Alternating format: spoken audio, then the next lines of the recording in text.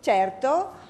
Charlie ha detto che in aula non è che si fa il dibattito, si fanno le domande, si chiedono le risposte. È vero, no, è verissimo, perché l'aula dovrebbe essere ed è regolamentata con dei precisi rituali, eccetera, perché queste cose sono riservate alle commissioni. La commissione è il luogo dove si presentano le leggi, si approfondiscono, c'è tutto il tempo del mondo, non ci sono tempi contingentati e tutti possono parlare quante volte vogliono e possono continuare a chiedere spiegazioni fino a che non hanno capito.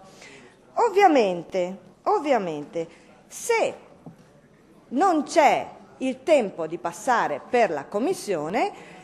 io credo che chiunque abbia un minimo di responsabilità voglia capire che cosa sta andando a votare, soprattutto quando si tratta di una legge statutaria che si occupa di incompatibilità, ineleggibilità, per cui